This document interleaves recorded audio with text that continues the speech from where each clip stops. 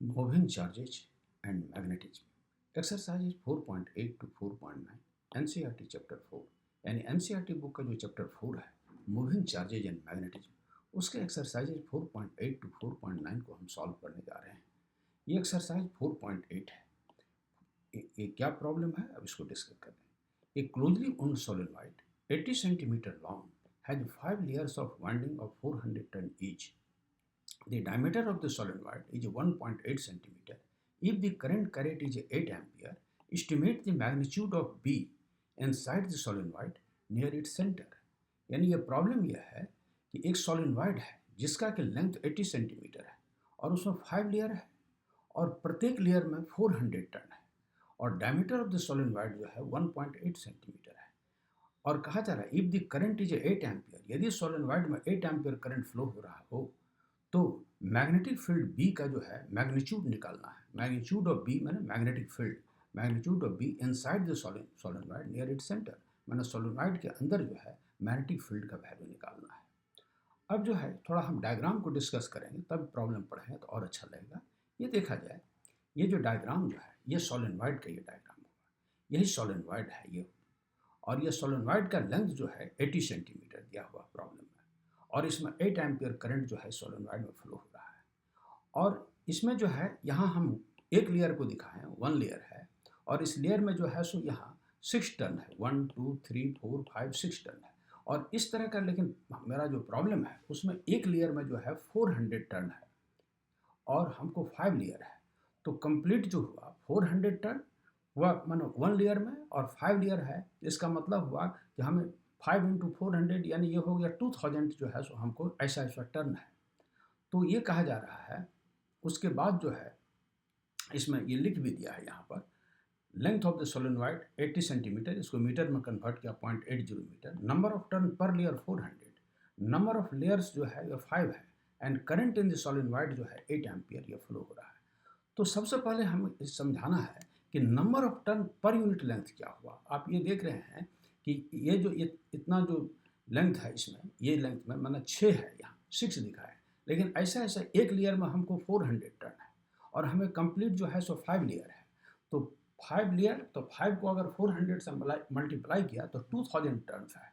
तो यहाँ हम एक एग्जाम्पल के लिए आपको समझा रहे हैं। ये जो ब्लॉक बनाया है यह सिर्फ नॉलेज के लिए। ये देखा जाए L मीटर का वायर है और इसमें जैसे यहाँ 2000 टन है तो 2000 के मतलब तुलना हम N से कर रहे हैं, कैपिटल N से, यानी नंबर ऑफ टर्न किया हुआ 2000। तो L मीटर में जो है वायर में नंबर ऑफ टर्न 2000 है यानी कैपिटल N। तो 1 मीटर के वायर में कितना होगा, तो capital N by small n यानी number of turn divided by length, और इसको स्मॉल n से डिनोट किए तो capital N by small l बराबर small n। This small n को हम लोग कहते हैं number of turn per unit length. पूरे लेंथ में जो होगा उसको कहेंगे नंबर ऑफ टर्न और उसके 1 मीटर में जो होगा यानी यूनिट लेंथ में जो होगा उसको कहेंगे number of turn per unit length. तो ये चीज़ को हम जरा सा एक एग्जाम्पल के तौर पर भी दिया है, थोड़ा समझा दिया है। ये सपोज क्या है, L मीटर का वायर है, L मीटर की तुलना हम 100 मीटर से कर रहे हैं, L की तुलना, और नंबर ऑफ टर्न सपोज किया जाए 400 है। तो L मीटर में जो है 400 टन है तो 1 मीटर में कितना होगा, तो 1 मीटर में होगा 400 को अगर जो है हम 100 से डिवाइड किया 100 मीटर से तो हमको 4 हुआ। नंबर ऑफ टर्न ये हुआ 4 जो हुआ number of turn per unit length हुआ। अब 400 जो है number of turn incomplete length हुआ एंड ये 4 जो हुआ number of turn per unit length. इसलिए इसका डेफिनेशन ऐसे ही बनाए कि number of turn per unit length in small n equal to capital N हुआ number of turn complete total number of turn divided by length of the solenoid. तो यहाँ जो है इसको हम इसका वैल्यू को यहाँ निकाला है कि number of turn per unit length of the solenoid यानी नंबर ऑफ टर्न पर लेयर, और उसको और नंबर ऑफ लेयर से मल्टीप्लाई किया तो क्या हुआ 400 है 1 लेयर में, कंप्लीट लेयर 5 है तो 400 को 5 से मल्टीप्लाई किया तो 2000 हुआ। लेंथ ऑफ द सोलिनॉइड पे डिवाइड कर दिए तो ये हुआ number of turn by length जो हुआ number of turn per unit length, और इसका वैल्यू हुआ 2500 हुआ ये वैल्यू। तो ये हमको number of turn per unit length अभी समझाया और ये जो है number of turn per unit length कितना निकला 2500। और magnetic field inside the solenoid, जो कि मेरा डिमांड जो है क्वेश्चन में ये पूछा जा रहा है कि estimate the magnitude of be inside the solenoid near it centre, और उसके सेंटर के समीप जो है मतलब ये सोलिनॉइड के अंदर जो है मैग्नीट्यूड ऑफ मैग्नेटिक फील्ड का वैल्यू क्या होगा। तो मैग्नीट्यूड यही जो मैग्नेटिक फील्ड जो है इसका वैल्यू निकाल रहे हैं। इसके लिए फार्मूला आप थ्योरी में पढ़े हैं सब्जेक्ट में।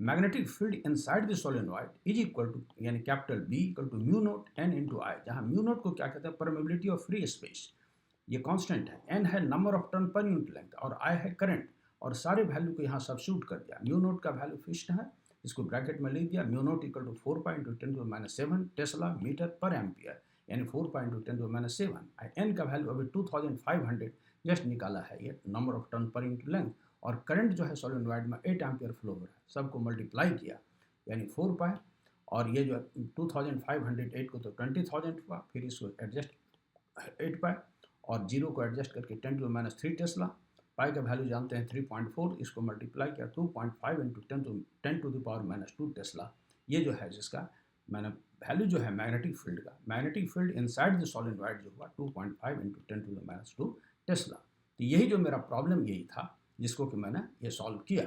ये था a closely wound solenoid 80 centimetre long has 5 layers of winding and 400 turn each, यानी कंप्लीट नंबर ऑफ टर्न 2000 हुआ। Diameter of the solenoid 1.8 centimeter. If the current carried is 8 ampere, estimate the magnitude of B inside the solenoid near its center.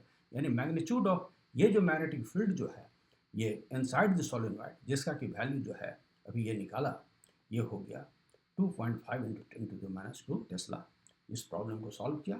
अब हम जो है 4.9 को solve कर रहे हैं। ये देखा जाए, a square coil of side 10 centimetre consist of 20 turns and carries a current of 12 ampere. The coil is suspended vertically and normal to the plane of the coil makes an angle 30 degree with the direction of uniform horizontal magnetic field of magnitude 0.80 Tesla. What is the magnitude of torque experienced by the coil? अब हम problem को थोड़ा और clear कर रहे हैं। एक square coil दिया हुआ है जिसका कि साइड 10 सेंटीमीटर है, और स्क्वायर है तो हर साइड उसका इक्वल होगा, एक साइड है 10 सेंटीमीटर और उसमें 20 टर्न्स है, और उसमें जो है 12 एम्पियर करंट फ्लो हो रहा है। तब कह रहे थे coil is suspended vertically, coil को जो है वर्टिकली सस्पेंड किया गया है, और normal to the plane of the coil जो है यूनिफॉर्म हॉरिजॉन्टल मैग्नेटिक फील्ड से 30 डिग्री पर झुका हुआ है। तब हमको magnitude of torque experienced by the coil, coil के द्वारा कितना मतलब टॉर्क एक्सपीरियंस्ड होता है उसका वैल्यू निकालना है। तो सबसे पहले हम डायग्राम को क्लियर करें, तब प्रॉब्लम पढ़ेंगे तो और अच्छा लगेगा। ये देखा जाए, यही एक कॉइल है, इसमें जो है ये स्क्वायर कॉइल है, स्क्वायर है तो हर साइड इसका इक्वल है। एक साइड का वैल्यू 10 सेंटीमीटर दिया, 10 सेंटीमीटर को मीटर में बदलेंगे तो 0.1 मीटर होगा, और नंबर ऑफ टर्न्स इसमें जो है number of turns of the coil ये 20 है, और इसमें करंट जो है 12 एम्पियर फ्लो हो रहा है, और ये है इसको वर्टिकली सस्पेंड किया गया इस कॉइल को, और ये नॉर्मल टू ये जो डॉटेड चेन जो शो की है ये normal to the plane of the coil हुआ। ये जो डायरेक्शन ऑफ मैग्नेटिक फील्ड जो है यानी मैग्नेटिक फील्ड का वैल्यू जिसका 0.80 टेस्ला है, ये मैग्नेटिक फील्ड का डायरेक्शन और नॉर्मल का डायरेक्शन दोनों के बीच का एंगल थीटा जो है ये 30 डिग्री है। तब कहा जा रहा है कि torque experience by the coil क्या होगा। तो जो वैल्यू लिख दिया है, side of the square coil 10 centimetre, इसको मीटर में कन्वर्ट किया 0.1 metre, current in the coil 12 ampere, number of turns of the coil capital N equal 20, angle between the normal to the plane of the coil and the magnetic field theta equal to 30 degree, magnetic field का value 0.80 t दिया हुआ है। तो magnitude of the torque experienced by the coil जो होगा यानी tau equal to NIBA sine theta, इसको निकालना है। तो ये जो है, अब ये प्रॉब्लम आप अच्छा सा समझ गए कि square coil of side 10 centimetre consist of 20 turn and carries a current of 12 ampere, the coil is suspended vertically and the normal to the plane of the coil makes an angle 30 degree with the direction of uniform horizontal magnetic field, यानी normal और magnetic field के बीच का angle 30 degree है। तो torque experience by the coil क्या होगा, तो इसका ये फार्मूला है, ये आप थ्योरी में पढ़े हैं। Magnitude of the torque experience by the coil यानी इसको टाउ कहते हैं, ये NIBA साइन थीटा, जहाँ N जो है number of turns of the coil, I जो है current in the coil, B है value of magnetic field, A है एरिया ऑफ द कॉइल, और थीटा जो है angle between the normal to the plane of the coil and the magnetic field, दोनों के बीच का एंगल थीटा जो है ये सारे वैल्यू को सब्स्टिट्यूट किया। N का वैल्यू 20 है, I का वैल्यू 12 एम्पियर, B का वैल्यू है 0.80, और स्क्वायर का जो है साइड 10 सेंटीमीटर है तो 0.1 मीटर हुआ वन साइड।